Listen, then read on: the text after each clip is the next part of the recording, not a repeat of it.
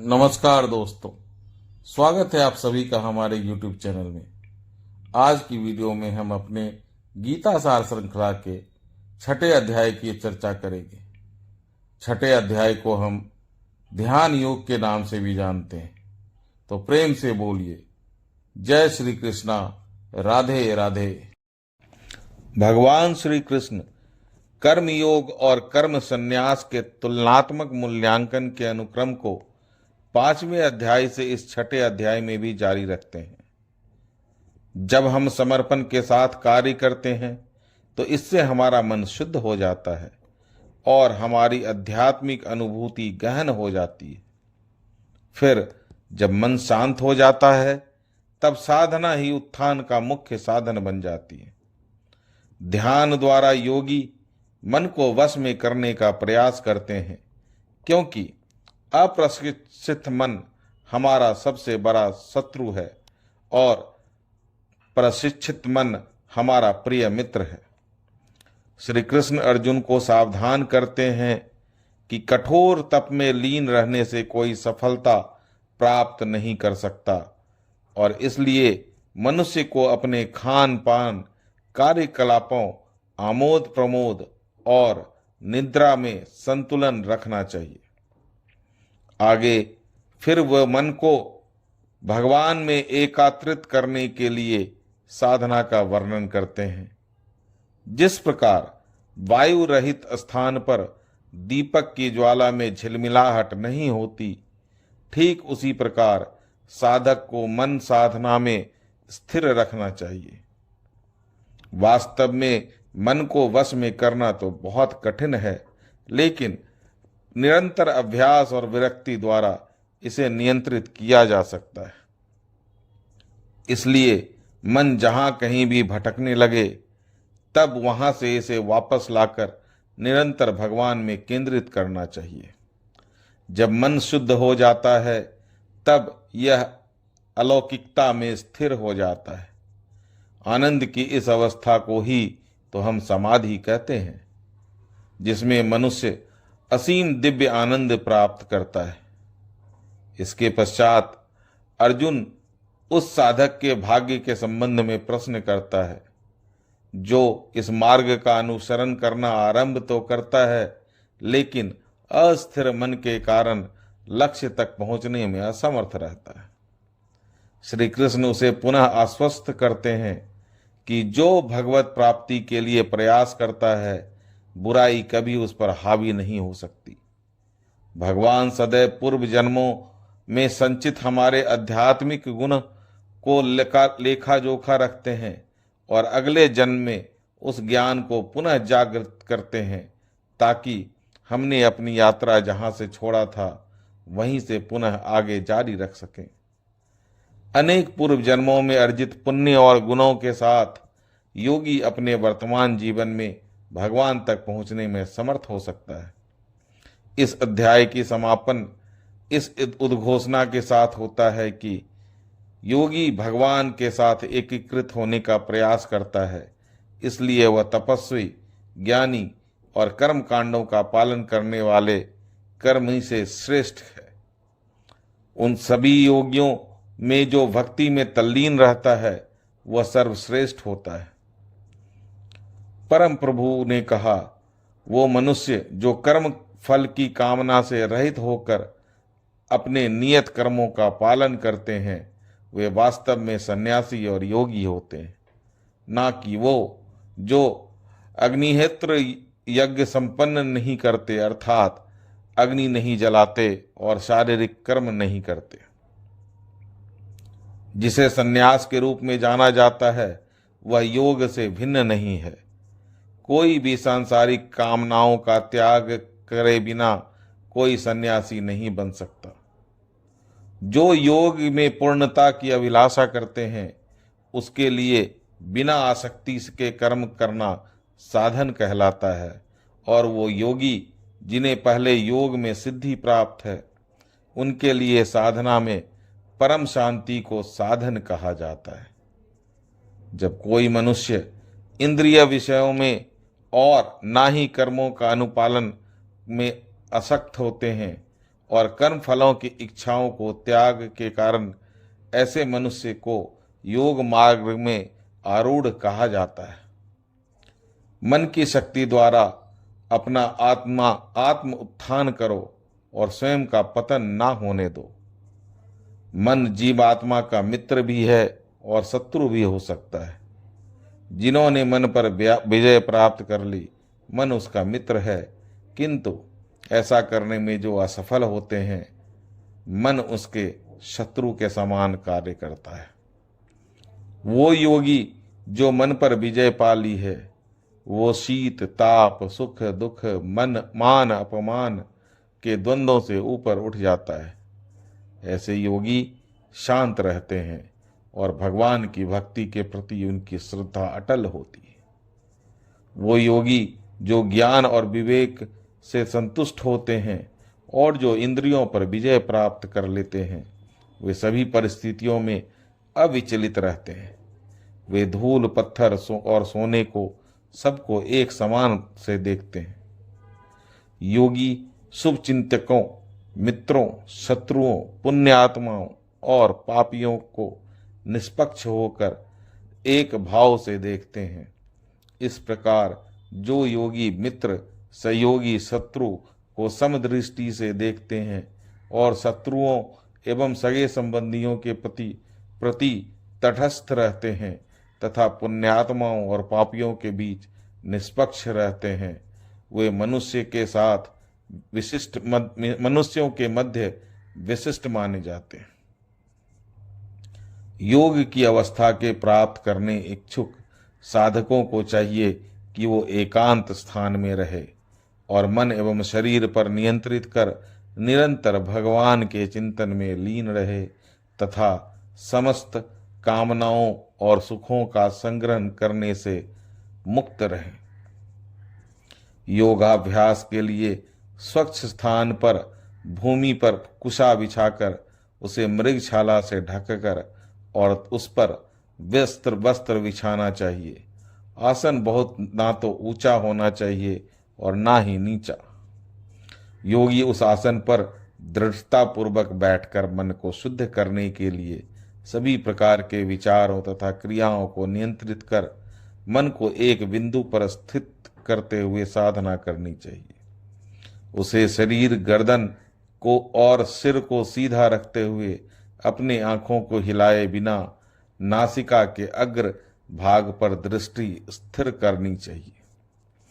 इस प्रकार शांत भय रहित अविचलित मन से ब्रह्मचर्य की प्रतिज्ञा में निष्ठ होकर उस प्रबुद्ध योगी को मेरा चिंतन करना चाहिए और केवल मुझे ही अपना परम लक्ष्य बनाना चाहिए।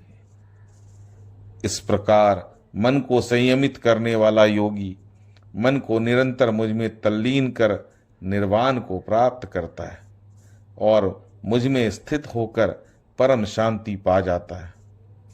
हे अर्जुन, जो लोग बहुत अधिक भोजन करते हैं या अल्प भोजन करते हैं, बहुत अधिक या कम नींद लेते हैं, वो योग में सफल नहीं हो सकते। लेकिन जो आहार और आमोद प्रमोद को संयमित रखते हैं, कर्म को संतुलित रखते हैं और निंद्रा पर नियंत्रण रखते हैं, वे योग का अभ्यास कर अपने दुखों को कम कर सकते हैं। पूर्ण रूप से अनुशासित होकर जो अपने मन को स्वार्थों एवं लालसाओं से हटाना सीख लेते हैं और इसे अपनी आत्मा के सर्वोत्कृष्ट लाभ में लगा देते हैं, ऐसे मनुष्य को योग में स्थित कहा जाता है और वे सभी प्रकार के इंद्रिय लालसाओं से मुक्त होते हैं। जिस प्रकार वायु रहित स्थान पर दीपक की ज्योति झिलमिलाहट नहीं करती, उसी प्रकार संयमित मन वाला योगी आत्मचिंतन में स्थिर रहता है। जब भौतिक क्रियाओं से दूर हटकर योग के अभ्यास से स्थिर हो जाता है, तब योगी शुद्ध मन में आत्म तत्व को देख लेता है और आंतरिक आनंद में मग्न हो जाता है। योग में चरम आनंद की अवस्था को समाधि कहते हैं, जिसमें मनुष्य असीम दिव्य आनंद प्राप्त करता है और इसमें स्थित मनुष्य परम सत्य के पथ से विफत नहीं होता। ऐसी अवस्था प्राप्त कर कोई और कुछ श्रेष्ठ पाने की इच्छा नहीं करता। ऐसी सिद्धि प्राप्त कर कोई मनुष्य बड़ी से बड़ी आपदाओं में विचलित नहीं होता है। दुख के संयोग से वियोग की अवस्था को योग के रूप में जाना जाता है। इस योग का दृढ़ता पूर्वक कृत संकल्प के साथ निराशा से मुक्त होकर पालन करना चाहिए। संसार के चिंतन से उठने वाली सभी इच्छाओं का पूर्ण रूप से त्याग कर हमें मन द्वारा इंद्रियों पर सभी ओर से अंकुश लगाना चाहिए। फिर धीरे धीरे निश्चयात्मक बुद्धि के साथ मन केवल भगवान में स्थिर हो जाएगा और भगवान के अतिरिक्त कुछ भी नहीं सोचेगा। जब और जहां भी मन बेचैन हो और अस्थिर होकर भटकने लगे, तब उसे वापस लाकर स्थिर करते हुए भगवान की ओर केंद्रित करना चाहिए। जिस योगी का मन शांत हो जाता है और जिनकी वासनाएं वश में हो जाती है एवं जो निष्पाप है तथा प्रत्येक वस्तु का संबंध भगवान के साथ जोड़कर देखता है, उसे अलौकिक आनंद प्राप्त होता है। इस प्रकार आत्म संयमी योगी आत्मा को भगवान में एकत्रित कर भौतिक कलश से मुक्त हो जाता है और निरंतर परमेश्वर में तल्लीन होकर उसकी दिव्य प्रेमामयी भक्ति में परम सुख की प्राप्ति करता है। सच्चा योगी अपनी चेतना को भगवान के साथ एकाकृत कर समान दृष्टि से सभी जीवों में भगवान और भगवान को सभी जीवों में देखता है। वो जो मुझे सर्वत्र प्रत्येक वस्तु में देखते हैं, मैं उनके लिए कभी अदृश्य नहीं होता और ना वो मेरे लिए कभी अदृश्य होते हैं। जो योगी मुझ में एक निष्ठ हो जाते हैं और परमात्मा के रूप में सभी प्राणियों में मुझे देखकर श्रद्धापूर्वक मेरी भक्ति करते हैं, वह सभी प्रकार से के कर्म को करते हुए भी केवल मुझ में स्थित हो जाते हैं। मैं उन पूर्ण सिद्धि योगियों का सम्मान करता हूँ जो सभी जीवों को वास्तविक समानता का दर्शन करते हैं और दूसरों के सुखों और दुखों के प्रति ऐसी प्रतिक्रिया व्यक्त करते हैं जैसे कि वे उनके अपने हों। अर्जुन ने कहा, हे मधुसूदन, आपने जिस योग पद्धति का वर्णन किया है वह मेरे लिए अव्यवहारिक और अप्राण्य है, क्योंकि मेरा मन चंचल है। हे श्री कृष्ण, क्योंकि मन अति चंचल, अशांत, हठी और बलवान है, मुझे वायु की अपेक्षा मन को वश में करना अत्यंत कठिन लगता है। भगवान श्री कृष्ण ने कहा, हे कुंती पुत्र, जो तुमने कहा वो सत्य है। मन को नियंत्रित करना वास्तव में कठिन है, किंतु अभ्यास और विरक्ति द्वारा इसे नियंत्रित भी किया जा सकता है। जिसका मन निरंकुश है उनके लिए योग करना कठिन है, लेकिन जिन्होंने मन को नियंत्रित करना सीख लिया और वो समुचित ढंग से निश्चय पूर्वक प्रयास करते हैं, वे योग में पूर्णता प्राप्त करते हैं। यह मेरा मत है। अर्जुन ने कहा, हे श्री कृष्ण, योग में असफल उस योगी का भाग्य क्या होता है जो श्रद्धा के साथ इस पथ पर चलना प्रारंभ तो करता है, किंतु अस्थिर मन के कारण भरपूर प्रयत्न नहीं कर पाता और इस जीवन के में योग लक्ष्य तक पहुंचने में असमर्थ रहता है। हे कृष्ण, क्या योग से पथभ्रष्ट ऐसा व्यक्ति भौतिक एवं आध्यात्मिक सफलताओं से वंचित नहीं होता और छिन्न भिन्न बादलों की भांति नष्ट नहीं हो जाता, जिसके परिणाम स्वरूप वह किसी भी लोक में स्थान नहीं पाता है? हे कृष्ण, कृपया मेरा इस संदेह को का पूर्णतः निवारण करें, क्योंकि आपके अतिरिक्त कोई अन्य नहीं है जो ऐसा कर सके। भगवान श्री कृष्ण ने कहा, हे अर्जुन, आध्यात्मिक पथ का अनुसरण करने वाला योगी ना तो इस लोक में और ना ही परलोक में उसका विनाश होता है। मेरे प्रिय मित्र, भगवत प्राप्ति के मार्ग पर चलने वाले को बुराई कभी पराजित नहीं कर सकती।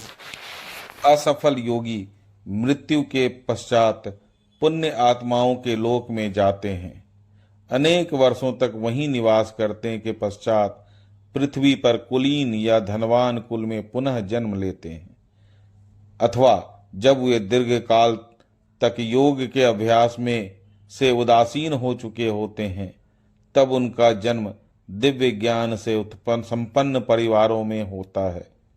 संसार में ऐसा जन्म अत्यंत ही दुर्लभ है।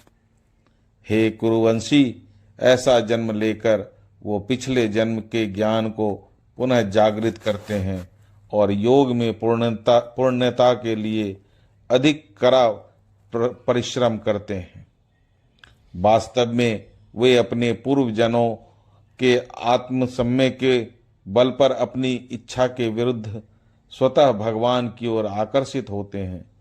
ऐसे जिज्ञासु साधक स्वाभाविक रूप से शास्त्रों के कर्म कांडों से ऊपर उठ जाते हैं। पिछले कई जन्मों में संचित पुण्य कर्मों के साथ जब वो योगी आध्यात्मिक मार्ग में आगे उन्नति करने के हेतु निष्ठापूर्वक प्रयत्न में लीन रहते हैं, तब वे सांसारिक कामनाओं से शुद्ध हो जाते हैं और इस जीवन में पूर्णता प्राप्त कर लेते हैं। एक योगी तपस्वी से ज्ञानी और सकाम कर्मी भी श्रेष्ठ होता है। अतः हे अर्जुन, तुम सभी प्रकार से योगी बनो। सभी योगियों में उनका जिनका मन सदैव मुझ में तल्लीन रहता है, वो अगाध श्रद्धा से मेरी भक्ति में लीन रहते हैं और उन्हें मैं सर्वश्रेष्ठ मानता हूँ। तो ये था अध्याय 6 गीता सार का। बोलिए प्रेम से जय श्री कृष्णा, राधे राधे। अगली वीडियो में हम अध्याय 7 की चर्चा करेंगे। वीडियो की जानकारी अच्छी लगे तो वीडियो को लाइक, शेयर एवं चैनल को सब्सक्राइब अवश्य करें। आपका दिन शुभ हो। धन्यवाद।